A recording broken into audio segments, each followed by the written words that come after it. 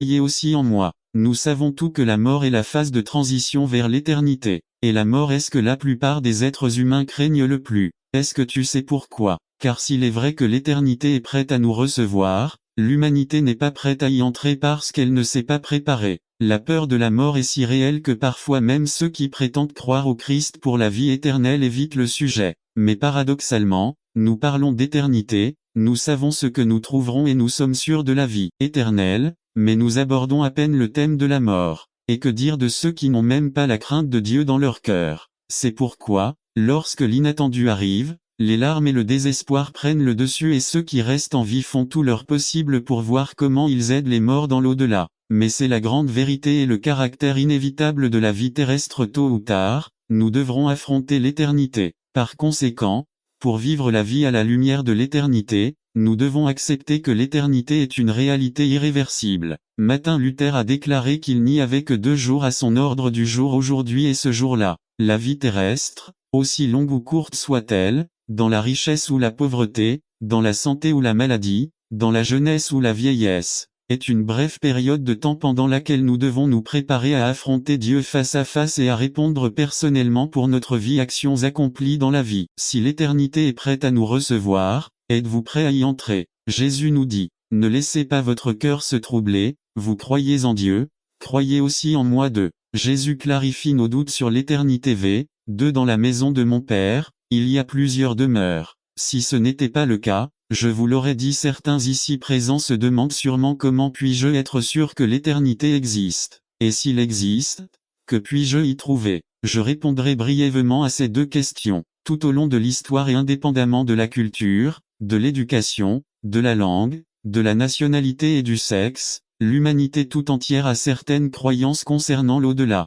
Les anciens Égyptiens faisaient partie de ceux qui croyaient fermement à l'au-delà. C'est pourquoi ils embaumaient les corps parce qu'ils pensaient que cela serait nécessaire dans l'au-delà. Ils enterraient leurs morts avec leurs richesses en les enveloppant de lin, ils mettaient des amulettes sur leurs mains et sur certaines parties de leur corps. On dit qu'ils investissaient beaucoup dans la construction de tombeaux plus nombreux et mieux équipés que la maison où ils vivaient. Est-ce que cela nous dit quelque chose? Les anciens Incas partageaient également cette même croyance. C'est pourquoi, lorsqu'ils offraient leurs enfants en sacrifice, ils plaçaient certains objets de valeur, de la nourriture, des chaussures et des vêtements neufs pour le voyage qu'ils entreprendraient dans l'eau, de là pour rencontrer leur Dieu et lui remettre les cadeaux qu'ils portaient. Est-ce que cela nous dit quelque chose? L'éternité a toujours existé, que nous l'affirmions ou l'annions. L'inconnu qui fait peur, n'attendez pas qu'il soit trop tard. Devenez membre de la chaîne Today et bénéficiez de réconfort et de soutien dans les moments difficiles. Cliquez sur le lien dans la description de la vidéo. Mardi 9 avril 2024, page 2. Chacun est dans ce qu'il trouvera une fois qu'il aura quitté ce monde pour entrer dans la sphère du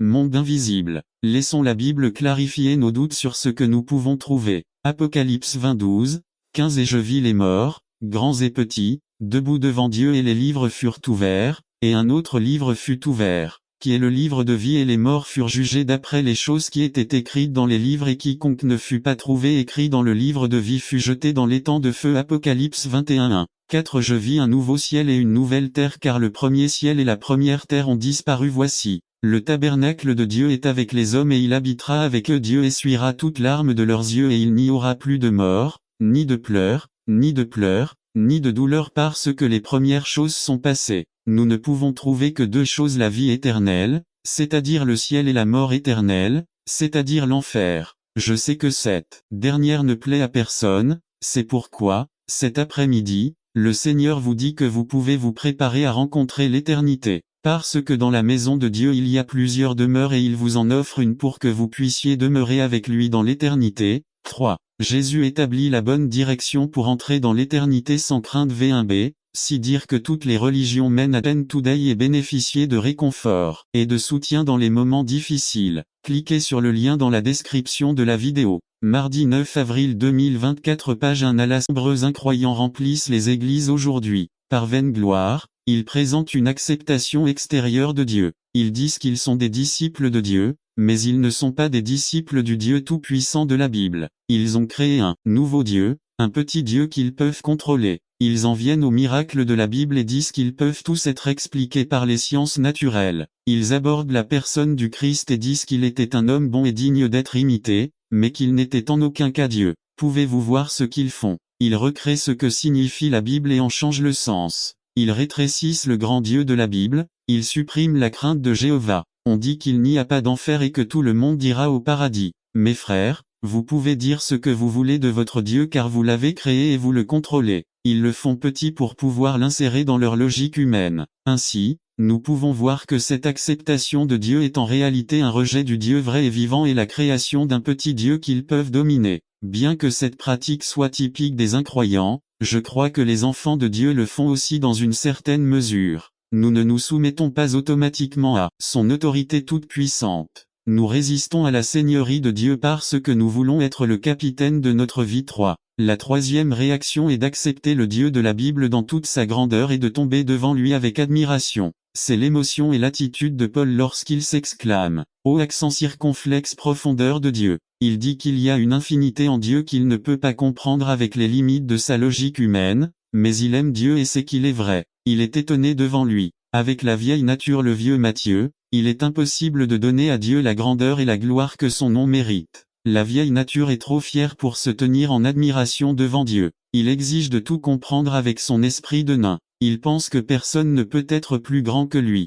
Tout ce qu'il ne peut pas comprendre ne doit pas être la vérité. Regardons quelques versets. 1 Corinthiens 2, 14. Matthieu 13, 14. Un homme perdu peut entendre, mais il ne comprend pas. Il peut voir, mais pas discerner. Mais que dit l'apôtre Jean dans un autre passage? 1 Jean 2, 27. Ainsi, vous pouvez voir que ce n'est que par la régénération par le Saint-Esprit que nous pouvons abandonner notre orgueil au clou de la croix et tomber humiliés et étonnés devant Dieu. Objectif de la série. Cela dit, je tiens à réitérer mes intentions pour cette série d'études de Dieu et des doctrines de la Bible. Mon objectif est de sonder les profondeurs de la grandeur de Dieu et de tomber avec humilité et respect devant son autorité. Mon objectif vient directement de la grande commission où le Christ a dit, Matthieu 28, 19,20 N'attendez pas qu'il soit trop tard. Devenez membre de la chaîne Today et bénéficiez de réconfort et de soutien dans les moments difficiles. Cliquez sur le lien dans la description de la vidéo. Mardi 9 avril 2024. Page 2. Nous avons un commandement du ciel de vous enseigner toutes choses sur Christ.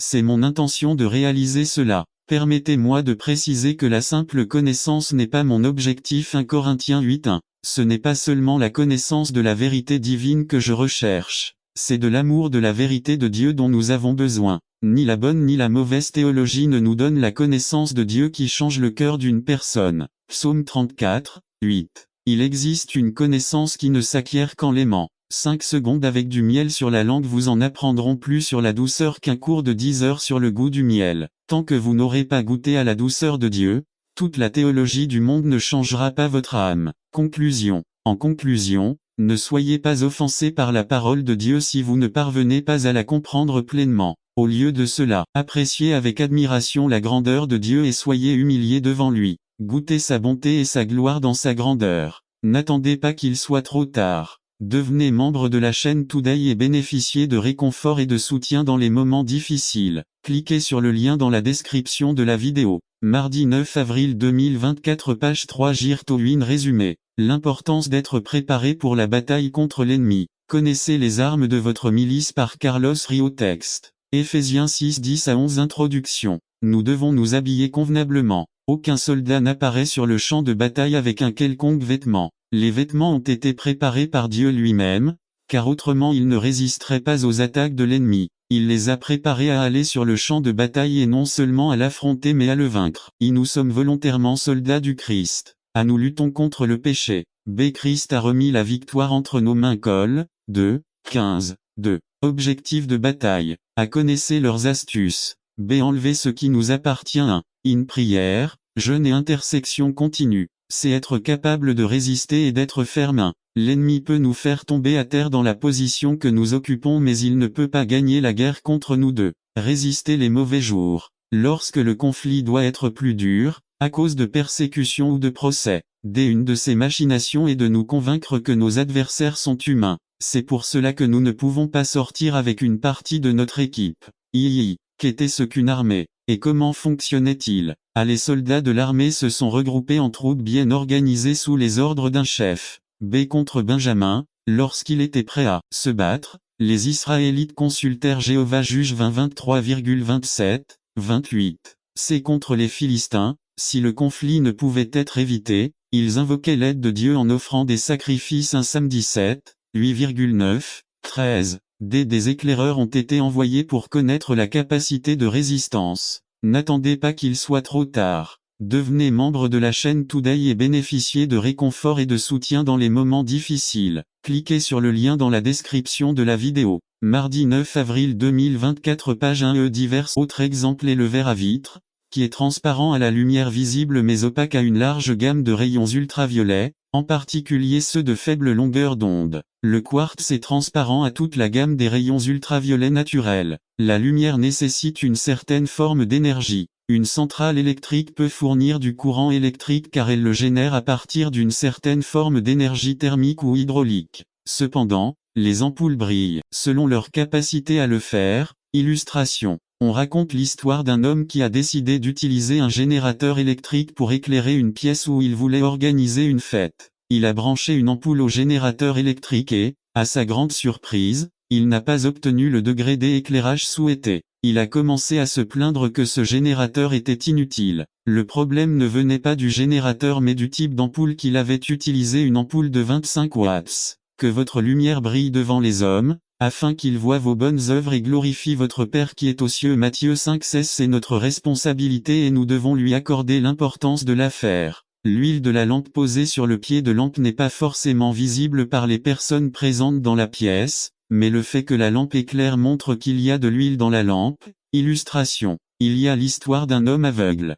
Chaque soir, il rentrait chez lui à pied dans une rue très sombre, mais il portait toujours une lampe de poche allumée. Un ami lui a demandé un jour: « Que fais-tu avec une lampe de poche quand tu ne peux pas voir la lumière ?» L'homme a répondu: « Je le porte comme ça pour que les autres puissent le voir. » Les luminaires ou lampes anciennes étaient des récipients en argile ou en métal, souvent en forme de soucoupe.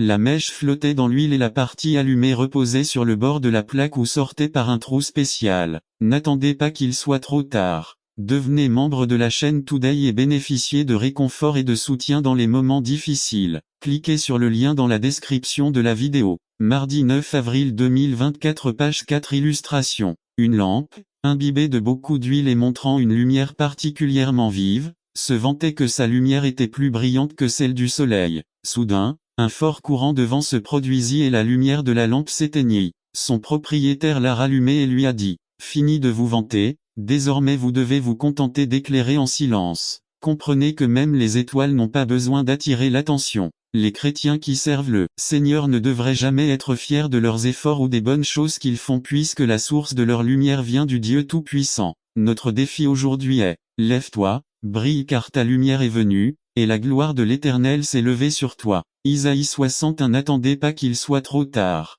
Devenez membre de la chaîne Today et bénéficiez de réconfort et de soutien dans les moments difficiles. Cliquez sur le lien dans la description de la vidéo. Mardi 9 avril 2024, page 5. Quel est votre moment de vérité? Résumé. Moment de vérité. Ce sont des circonstances ou des événements par lesquels nos vies seront rappelées ou définies. Pour certaines personnes, c'est la façon dont ils ont géré une crise, une réalisation ou un événement particulier de leur vie. Comment voulez-vous qu'on se souvienne de vous? Par César Del Villar. Quel est votre moment de vérité? Moment de vérité. Ce sont des circonstances ou des événements par lesquels nos vies seront rappelées ou définies. Pour certaines personnes, c'est la façon dont elles ont géré une crise, une réussite ou un événement particulier de leur vie. Neil Armstrong marchait sur la Lune. Richard Nixon. Sa démission. Mike Tyson. La morsure d'Evander Holyfield. La Bible fait également référence à quelques moments de vérité dans la vie de certains chrétiens. Adam et Ève. Leur péché dans le jardin d'Éden. Abraham. Sa volonté de sacrifier son propre fils. Moïse. L'Exode. Judas. Son acte de trahison. Pierre. Son âme par les œuvres, selon Jacques, n'était pas dû à sa circoncision, mais parce qu'en croyant, il démontrait sa foi en obéissant, en offrant son fils en sacrifice, un cas que Dieu lui-même n'a pas permis, ainsi que Rahab. Il a cru et sa foi s'est accompagnée d'actes de bonté envers les espions israélites. Conclusion. Nous devons comprendre que Jacques et Paul ne se considéraient pas comme des théologiens qui créaient de nouvelles théologies pour satisfaire des curiosités intellectuelles. C'étaient des pasteurs préoccupés par les problèmes qui affectaient leur communauté. Chaque auteur, sous l'influence du Saint-Esprit, a abordé un problème particulier dans sa communauté. N'attendez pas qu'il soit trop tard. Devenez membre de la chaîne Today et bénéficiez de réconfort et de soutien dans les moments difficiles. Cliquez sur le lien dans la description de la vidéo mardi 9 avril 2024. Page 2. Ces enseignements sont conditionnés par le contexte historique de Paul a corrigé un problème théologique, question de compréhension doctrinale qui affectait à l'Église chrétienne primitive. Santiago a fait appel à un problème éthique, le christianisme pratique qui affectait sa communauté. 3. Pour Paul, la foi seule, sans avoir à pratiquer les œuvres de la loi telles que la circoncision et les autres rites mosaïques, était suffisante pour sauver. 4. Para Santiago, una functal creyente no pratique la ley de Moisés que no se manifiesta en hecho de bonda, en la no acepción de persona, en la preoccupation por el desvalido, en la no discrimination, etc. 20. B. James ne définit pas le mot foi. Sa signification est établie dans le contexte de votre lettre. La foi a traditionnellement été définie comme une affirmation mentale, telle que l'acceptation intellectuelle d'un corps de doctrine, la confession de croyance, des enseignements corrects ou même l'acceptation du Christ Jésus. 1. La foi à Santiago englobe bien plus. Jacques voit la foi en termes de relation, d'incarnation du Christ dans le croyant, où le croyant vient pratiquer dans sa vie ce que Jésus lui-même a pratiqué. 2. Pour Santiago, la foi est affaire d'attitude, la foi est pratique. Ce que James attaque, c'est l'idée de certains qui disent avoir la foi, mais dans la vie desquels on ne voit aucun fruit d'une telle foi. Il dit une telle foi est morte, elle n'a pas de vie. Ceux qui disent avoir envie de tromper, c'est quand l'homme est trompé et que le péché semble être une bonne chose, alors il tombe et commet le péché. V6. Comment le chrétien peut-il surmonter ce deuxième niveau de tentation ou résister au diable? Jacques 4. 7. Soumettez-vous donc à Dieu, résistez au diable, et il fuira loin de vous. Ou connaître la parole de Dieu. Matthieu 4. 4. Il est écrit, l'homme ne vivra pas de pain seulement, mais de toute parole qui sort de la bouche de Dieu. Le pécheur n'a pas la capacité de se libérer des tromperies de Satan, puisqu'il est emprisonné par le péché. Transition. Une fois le péché commis, le diable a fait son travail et disparaît de la scène, laissant l'homme dans la honte et avec la responsabilité de répondre à Dieu. Après la chute. Voir 7 à 3. À quand l'homme commet un péché, il réalise alors ce qu'il a fait et il se demande, qu'ai-je fait? Version 7b. L'homme est dans un état honteux de se tenir devant Dieu. Version 8. C'est l'homme n'ose pas s'approcher de Dieu. Vers 10. Après la chute. L'homme est séparé de Dieu de deux manières. Il y a du péché dans votre vie et vous ne pouvez pas être devant la présence de Dieu. Romains 3. 23. Car tous ont péché et sont privés de la gloire de Dieu. Dans son état honteux, il n'ose pas s'approcher de Dieu. Dieu est celui qui a la solution, à travers Jésus-Christ, pour éliminer le péché. La honte de la vie de l'homme, le chrétien ne doit pas tomber à ce niveau, pour pécher à nouveau. S'il tombe, la parole de Dieu dit dans 1 Jean 2. 1. Mes petits enfants, je vous écris ces choses afin que vous ne péchiez pas. Et si quelqu'un a péché, nous avons un avocat auprès du Père, Jésus-Christ le juste. Transition. Je ne sais pas dans quel état vous êtes aujourd'hui. Conclusion. Peut-être que vous êtes au premier niveau avec une faiblesse qui peut être utilisée par le diable pour vous attaquer. Dieu peut vous donner de la force. B. Peut-être que vous êtes au deuxième niveau et que vous luttez contre la tentation. N'attendez pas qu'il soit trop tard. Devenez membre de la chaîne Today et bénéficiez de réconfort et de soutien dans les moments difficiles. Cliquez sur le lien dans la description de la vidéo. Mardi 9 avril 2024. Page 2. Dieu peut vous donner la victoire. C'est peut-être que vous êtes au troisième niveau et que vous avez péché et que vous êtes dans un état honteux devant Dieu.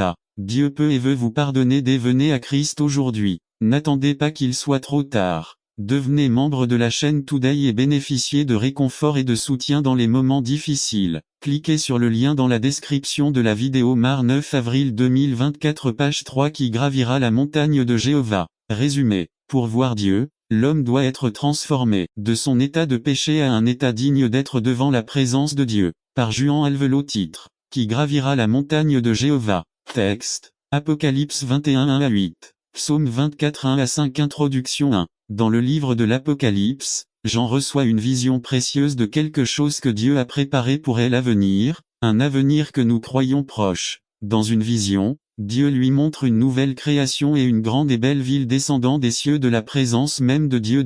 Depuis le début de l'histoire de l'humanité, l'homme rêve du paradis, ce lieu parfait et idéal dont parlent toutes les religions. Mais Dieu nous assure dans le livre de l'Apocalypse qu'il a préparé ce lieu pour son peuple à un moment déterminé par lui. 3. Dans Apocalypse 21, deux groupes de personnes apparaissent mais un seul groupe a accès et hérite de ce que Dieu a préparé. Proposition. Pour voir Dieu, l'homme doit être transformé de son état de péché à un état digne d'être devant la présence de Dieu. Question interrogative. Sommes-nous le groupe qui verra Dieu? Transition. Maintenant, Dieu, il a préparé une place spéciale. Ce que Dieu a préparé. Version 1 assise à nouveau ciel, nouvelle terre. Yo. Le monde tel que nous le connaissons n'est pas moi. Version 1b ville sainte y préparée, décorée, comme une mariée. Version 2 c'est tabernacle y lieu de réunion. Exode 33, 9-2. Dieu avec son peuple il essuiera toutes les larmes, etc. Version 4d Dieu rend toutes choses nouvelles. Version 5 seul Dieu peut rendre les choses nouvelles. Version 6 fait ça.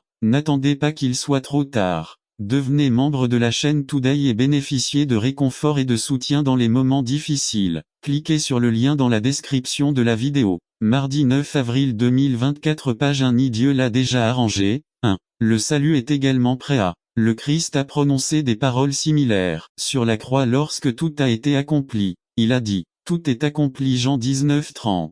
C'est fait. Transition. Et Dieu dit que celui qui vaincra héritera de toutes ces choses. Verset 7. Mais regardons d'abord ceux qui n'hériteront pas et ne verront pas cette nouvelle création et cette belle ville que Dieu a préparée. 2. Ceux qui ne le verront pas. V8 à lâche, incroyants, etc. Yo. Matthieu 11:12. Le royaume des cieux devient fort et seuls les puissants le prennent d'assaut. 1. Il y a un grand combat pour ton que nous avons reçu de votre générosité et que nous vous présentons maintenant. Ce seront pour nous un symbole de notre expiation sur la croix. Accepte, Seigneur, notre cœur contrit et notre humble esprit et qu'il soit agréable en ta présence, Seigneur notre Dieu. Seigneur, pour nous, cela signifie le souvenir de notre rédemption par notre Seigneur Jésus-Christ, qui, au moment d'être livré à sa passion, l'a accepté volontairement, a pris du pain en te rendant grâce, l'a rompu et l'a donné à ses disciples en disant, prenez, mangez, ceci est mon corps qui est brisé pour toi, faites cela en souvenir de moi.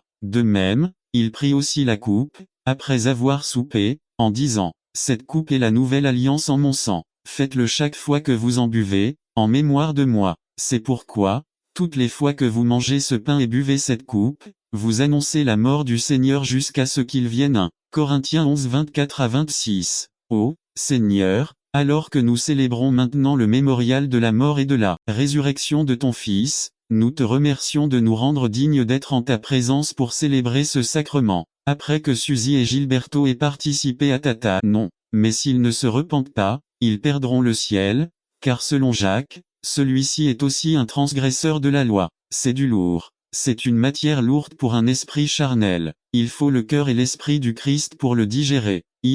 Conclusion à adultère, meurtrier, transgresseur du sabbat et favoritisme, népotisme, racisme, etc. Jacques met tout cela sur le même plan. Transgresseur de la loi 1. Les auteurs du Nouveau Testament considéraient la discrimination ou le fait de favoriser une personne plutôt qu'une autre comme un péché grave.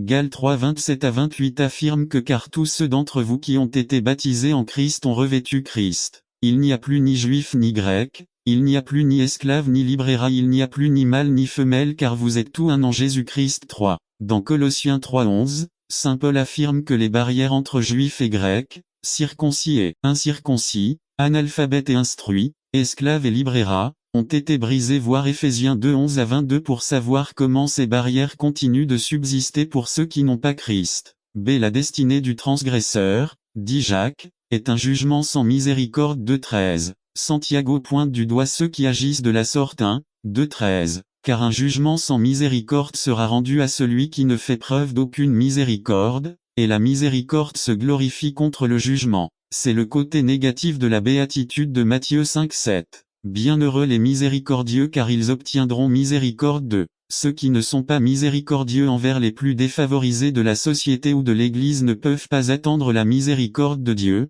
même s'ils ont prêché au nom du Christ, suscité des églises pour sa gloire. Voir Matthieu 25:44. 46.3. Les enseignements de Jésus dans les évangiles mettent l'accent sur le caractère de Dieu qui offre gratuitement sa miséricorde à ceux qui la demandent, tandis qu'en même temps cette miséricorde se retire lorsque ceux qui la reçoivent n'agissent pas de la même manière envers leurs semblables, voir Matthieu 18 23 à 35 4. Jacques dépeint Dieu comme un juge qui siège pour juger le transgresseur qui a fait preuve de favoritisme envers une certaine personne ou un certain groupe de personnes. Mais Dieu veut que la miséricorde triomphe du jugement. Jacques 2 13 5. Pour Santiago, la partialité manifestée en faveur d'un groupe au détriment de l'autre est un péché. Celui qui commet de tels péchés est considéré comme un transgresseur de la loi 2:9. L'argument de C. James est que dans l'Église du Christ, il ne peut y avoir aucune discrimination en matière de race, de nationalité, de classe sociale, de sexe, de couleur de peau, etc. Cet enseignement est aussi pertinent aujourd'hui, et peut-être même plus, qu'à l'époque de Jacques et de Paul. N'attendez pas qu'il soit trop tard. Devenez membre de la chaîne Today et bénéficiez de réconfort et de soutien dans les moments difficiles. Cliquez sur le lien dans la description de la vidéo. Mardi 9 avril 2024, page 3. Le problème persistant du favoritisme, des préjugés et du népotisme qui montre, plus souvent que nous le souhaiterions, son visage laid dans les églises et les organismes administratifs, perdurera peut-être jusqu'au retour de Jésus. La plupart du temps, ces favoritismes prennent des formes subtiles, mais ils finissent de bronzer et de les jeter dans un endroit où elles furent emmenées à la mer morte, où elles furent enterrées. Les cendres empêchaient le feu de brûler, elles l'éteignaient. Le bronze est le type de notre humanité et les cendres sont les choses qui éteignent le feu du Saint-Esprit dans nos vies. Chaque matin, nous avons besoin de renouveler notre esprit, d'éliminer tout ce qui gêne et qui peut éteindre le feu. Ensuite, de l'encens était déposé sur l'autel à l'intérieur du lieu saint. L'encens est un symbole de prière. Cela se faisait le matin et l'après-midi. 2 mains pleines d'encens étaient placées dans la coupe et le prêtre faisait sonner la coupe avec l'anneau qu'il portait. Cela sonnait comme une cloche qui sonnait, appelant au culte, rendant public son travail sacerdotal. Dans la typologie, les prières sont comparées à l'encens. Je n'ai pas le temps de m'arrêter et d'expliquer la symbolique des 11 espèces utilisées et des 11 types de prières mentionnés dans la Bible. Ensuite, de l'huile a été mise sur le chandelier à 7 branches. Le fait d'avoir 7 bras est très significatif. 7 continents dans le monde. L'huile utilisée était celle des prémices, car les olives étaient pressées 4 fois pour en extraire toute l'huile. Le premier était sanctifié pour Jéhovah, le deuxième pour l'éclairage des maisons, le troisième pour la cuisine et le quatrième pour les médicaments. La première chose dans notre vie doit être pour Dieu. Il est intéressant de noter que les mèches des candélabres étaient fabriquées à partir des vieux vêtements des prêtres. Le sacrifice était offert le matin et le soir. Le sacrifice continue. Nous devons nous souvenir du sang de l'agneau de Dieu pour l'appliquer dans notre vie matin et soir avant de nous coucher. Il y a tellement de choses à retenir de tout ce qui a été fait dans le culte, mais avec ce peu, je pense que vous pouvez voir l'importance de tout. Leurs parents avaient cessé de leur enseigner l'importance de ces rites et ils étaient devenus justement cela, des rites et non une forme de culte. Les parents doivent dire la vérité à leurs enfants, mais aussi leur expliquer comment cela s'applique à la vie de tous les jours. Il n'y a pas d'autre alternative. Christ est le seul chemin vers le ciel et le salut est impératif. Le salut doit être gardé quotidiennement avec crainte et tremblement. Beaucoup de gens disent qu'ils ne veulent pas forcer leurs enfants à accepter une religion, disent-ils. Quand ils seront grands, ils sauront choisir. C'est un mensonge du diable. La parole de Dieu dit clairement que l'enfant doit être formé à son métier. Il faut lui inculquer que Dieu surveille tout ce qui se fait. Il faut lui apprendre à aimer Dieu et à lui obéir par amour. 3. La mission du Père 6 à lui. N'attendez pas qu'il soit trop tard. Devenez membre de la chaîne Today et bénéficiez de réconfort et de soutien dans les moments difficiles. Cliquez sur le lien dans la description de la vidéo. Mardi 9 avril 2024, page 4. Eh bien, pire que de ne pas enseigner les vérités éternelles à vos. Il s'agissait d'argent et d'or, de la vaine conversation reçue par la tradition de ses pères mais par le sang précieux du Christ. Pour un agneau sans imperfection et sans lieu. L'Apocalypse 5, 9 à 10. Et ils chantèrent un cantique nouveau, disant: Tu es digne de prendre le livre et d'en ouvrir les sceaux car tu as été tué, et tu nous as rachetés pour Dieu par le sang de chaque famille et par la langue, et le peuple et la nation et il nous a fait rois de Dieu et prêtres et nous régnerons sur la terre. La prière du Père Céleste. Rencontrez-nous ici aujourd'hui. J'ai parlé à tous les cœurs, en commençant par le mien. Attirez les perdus vers Christ pour le salut, restaurer l'enfant déchu. Bénis cette parole à ta gloire. En Jésus-Christ notre Seigneur. Amen. Racheté comme j'aime le proclamer. Racheté par le sang de l'agneau. Racheté par sa miséricorde infinie, je suis son enfant et pour toujours. Racheté, racheté, racheté, par le sang de l'agneau, racheté, racheté, son enfant et je suis pour toujours. Ces paroles ont été écrites par A.S. Cosby, un saint aveugle de Dieu, qui a écrit plus de 20 000 hymnes et poèmes. Le mot racheté est utilisé environ 62 fois dans la Bible. La majeure partie est fondée dans l'Ancien Testament, 55 fois pour être exact. Le mot racheté n'est utilisé que 7 fois dans le Nouveau Testament, dont 3 que nous lisons dans nos versets de texte.